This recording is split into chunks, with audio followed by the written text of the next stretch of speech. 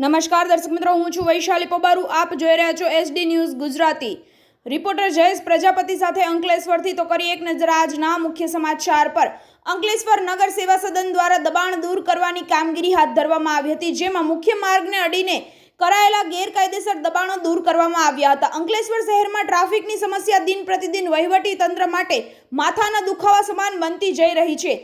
તેમાંય peak hours દરમિયાન ટ્રાફિકનું ભરણ અને ખખડધજ માર્ગોને લઈ વાહન ચાલકોને ભારે હાલાકી વેઠવાનો વારો આવી રહ્યો છે. દિન પ્રતિદિન આ સમસ્યા વધુને વધુ વકરી રહી છે, જેને લઈ અનેક ફરિયાદો ઉઠી રહી છે.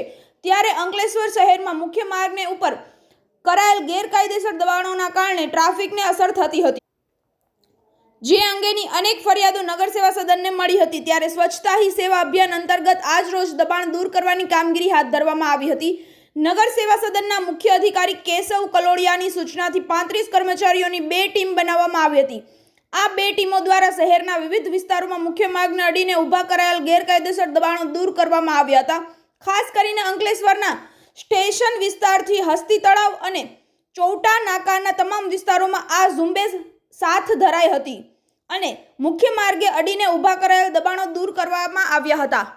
કોઈ અનિચ્છનીય બનાવ ના બને તે માટે પોલીસ કાફલો તૈનાત રાખવામાં આવ્યો હતો. આ અંગે નગર સેવા સદનના ચીફ ઓફિસર કેશવ કલોડિયાએ જણાવ્યું હતું કે અંકલેશ્વર શહેરમાં સ્વચ્છતા અભિયાન અંતર્ગત ડિમોલિશનની કાર્યવાહી હાથ ધરવામાં આવી છે, જે અંતર્ગત 50થી વધારે દબાણો હટાવવામાં આવ્યા હતા. આ દબાણો ટ્રાફિકને અડચણરૂપ હતા, જે અંગેની ફરિયાદ મળતા આ કાર્યવાહી હાથ ધરવામાં આવી છે. આ બન્યા રહો મારી સાથે. હું છું વૈશાલી પોબારુ, SD ન્યૂઝ ગુજરાતીમાંથી.